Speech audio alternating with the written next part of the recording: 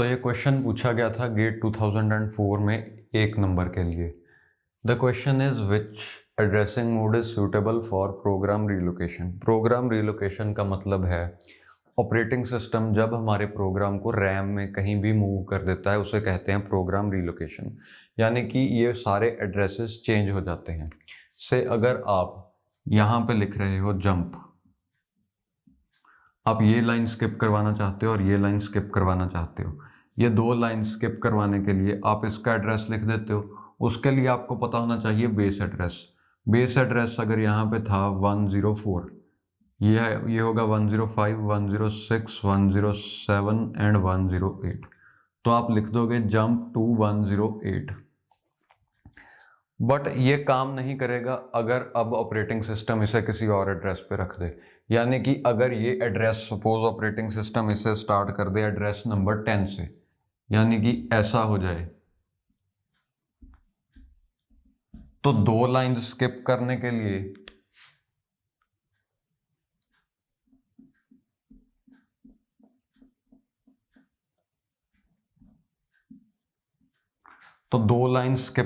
लिए हमें यहां पे तो लिखना पड़ेगा 14, बट हमने लिख रखा है 108। मतलब अगर हम डायरेक्टली एड्रेस बता दें तो वो काम नहीं करेगा in case of program relocation. That means absolute addressing mode won't work. Absolute का मतलब ही है जो ये बिट्स हैं हमारी इंस्ट्रक्शन के थर्ड पार्ट में, यानी कि मोड, ऑपकोड, ऑपरेंड। तो ऑपरेंड में हमने जो बिट्स बताई हैं वही हमारा एड्रेस है। यानी कि हम इंस्ट्रक्शन में ये हार्ड कोड कर रहे हैं कि हमारा इफेक्टिव एड्रेस या टारगेट एड्रेस क्या है। अब इस जंप का टारगेट एड्रेस अगर मैं हार्ड कोड कर दूं कि 108 ही है, तो उसके लिए हमें ये एड्रेस 104 लेना पड़ेगा। यानी कि अगर बेस 104 है तभी ये चलेगा।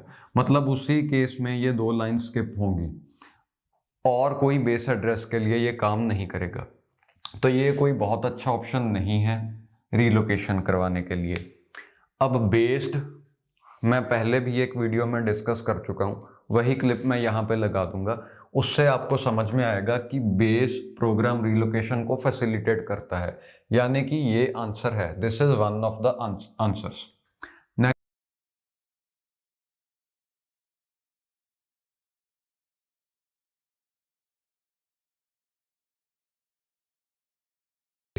Next one is base register addressing mode. Base register addressing mode use होता है रीलोकेटेबल कोड्स लिखने के लिए।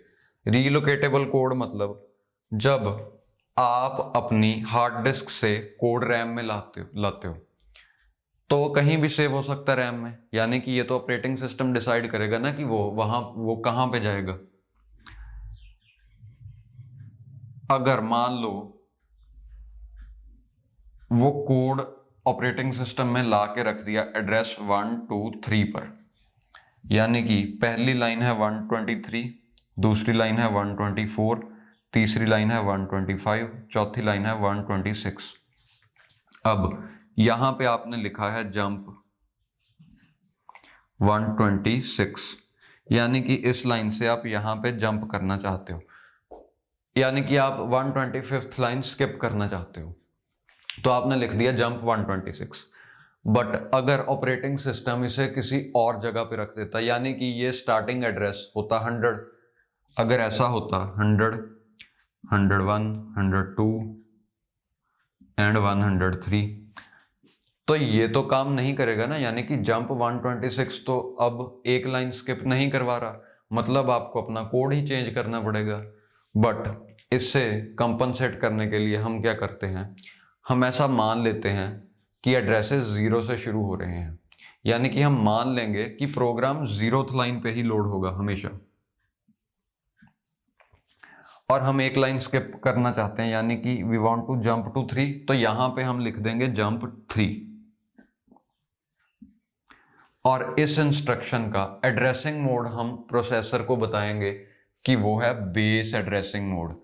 यानी कि अगर जंप 3 कह रहा हूं और मैं साथ में ये बता रहा हूं कि बेस एड्रेसिंग मोड है, तो प्रोसेसर क्या करेगा, जिस भी एड्रेस पे इसे लोड किया है, जैसे बेस एड्रेस है 1279, यहां पे ये लोड हुआ है, तो अगले एड्रेसेस होंगे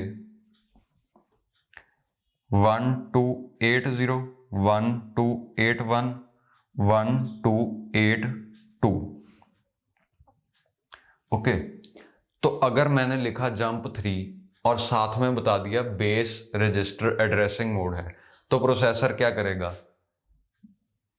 इसका जो बेस एड्रेस है यानी कि जहां से ये प्रोग्राम शुरू हुआ है उसमें 3 ऐड कर देगा, यानी कि 1279 प्लस 3 जो कि आ जाएगा 1282, यानी कि हम डिजायर्ड लाइन पे पहुंच जाएंगे।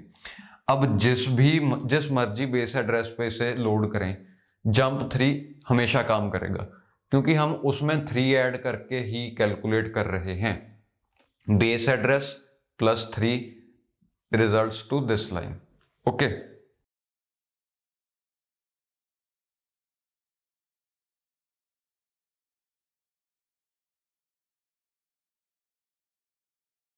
Next one is relative. Relative क्या कह रहा है? रिलेटिव में दो चीजें हैं, program counter relative and register relative. Program counter relative क्या कह रहा है, जो करंट एड्रेस है यानी कि जो अभी इंस्ट्रक्शन एग्जीक्यूट हो रही है प्रोग्राम काउंटर में, उससे अगली इंस्ट्रक्शन का एड्रेस होगा। अब प्रोग्राम काउंटर से अगर हम बता दें कि हमारा जो टारगेट एड्रेस है वो कितनी दूर है, तो ये हमेशा काम करेगा, बिकॉज प्रोग्राम काउंटर में हमारा बेस एड्रेस क्या है उससे कोई फर्क नहीं पड़ता। प्रोग्राम काउंटर में हमेशा करंट इंस्ट्रक्शन का एड्रेस होगा, या ऐसा कह लो करंट से अगली का एड्रेस होगा। फॉर एग्जांपल इस केस में प्रोग्राम काउंटर में अभी होगा 11 या अभी होगा 12, यहां पे पॉइंट कर रहा होगा प्रोग्राम काउंटर, और आपने जाना है 14 पे, तो 12 से 14 कितना दूर है, 2, यानी कि अगर आप यहां पे लिख दो 2, और साथ ही साथ आप प्रोसेसर को यह भी बता दो कि जंप 2 का मतलब पीसी रिलेटिव के हिसाब से चेक करना है, यानी कि जंप 2 पीसी रिलेटिव के हिसाब से एग्जीक्यूट होगी, ना कि नॉर्मली। मतलब नॉर्मल केस में तो हम सेकंड इंस्ट्रक्शन पे चले जाएंगे, बट पीसी रिलेटिव में क्या होगा, 12 से 2 आगे जाएंगे, यानी कि 12 प्लस 2 जो कि है 14, हम यहां पे आ जाएंगे। अब बेस एड्रेस कुछ भी हो हमें फर्क नहीं पड़ता, ये हमेशा काम करेगा। मतलब मान लो यहां पे अगर एड्रेस हो 500, ये है 500, ये है 501, 502, 503, 504। अब हमने कुछ भी प्रोग्राम में चेंज नहीं किया, मान लो ऑपरेटिंग सिस्टम ने इसे रिलोकेट करके 500 पे रख दिया, यह तब भी काम करेगा, क्योंकि अभी प्रोग्राम काउंटर पॉइंट करेगा 502 को, और 504 इससे अभी भी 2 ही इंस्ट्रक्शंस दूर है ना, मतलब यहां पे तो हमें 2 ही स्किप करनी है, तो this will work. That means relative भी हमारा आंसर है।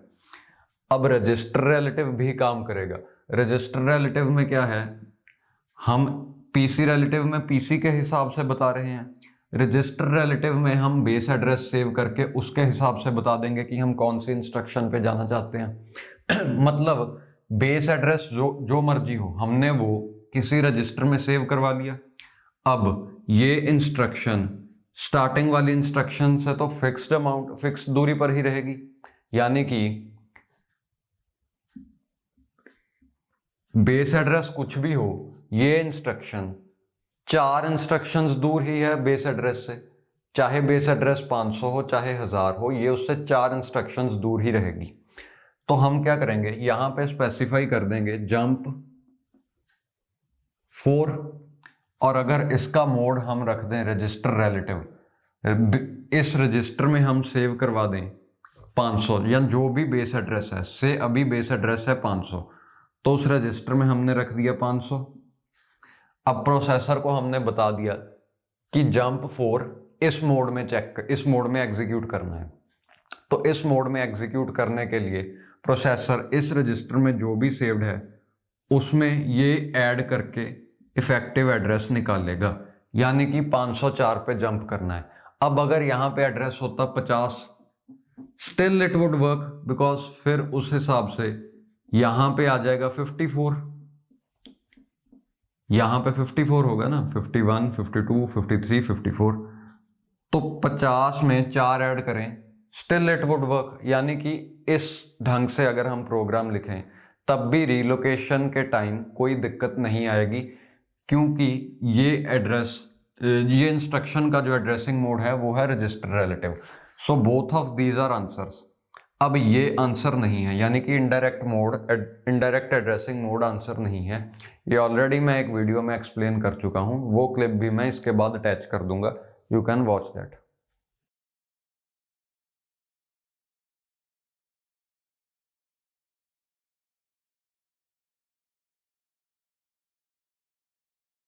अब एड्रेसिंग मोड्स का मतलब होता है ये जो बिट्स हैं, इंस्ट्रक्शन का जो थर्ड पार्ट है ऑपरेंड, वहां पे जो बिट्स सेव्ड हैं उन्हें हमने कैसे इंटरप्रेट करना है।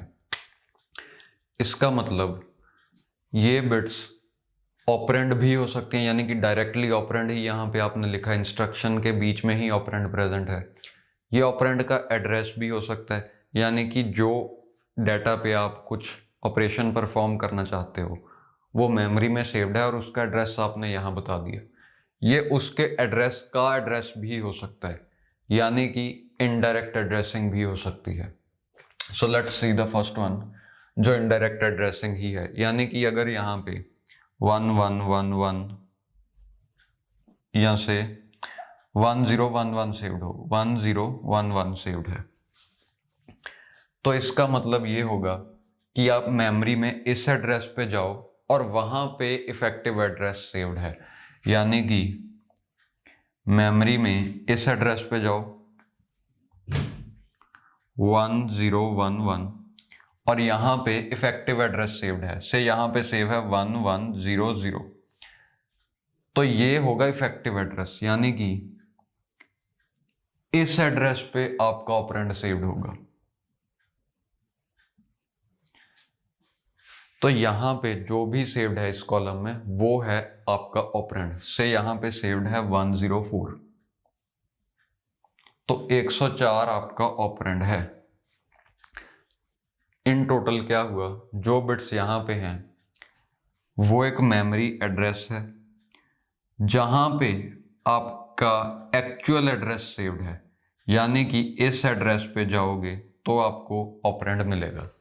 ऐसा ही कुछ पॉइंटर्स में भी होता है, जैसे आपने लिखा int r is equal to 10 int star ptr is equal to address of r, तो ये ptr में r का एड्रेस सेव्ड है, तो इस कॉलम को आप मान सकते हो ptr। ptr में क्या सेव्ड है, इसका एड्रेस, और इसे आप मान सकते हो r, यानी कि r का एड्रेस ptr में सेव्ड है। ऐसे ही हम पॉइंटर्स को इंप्लीमेंट करते हैं, यानी कि ये एड्रेसिंग मोड पॉइंटर्स यूज करते हैं।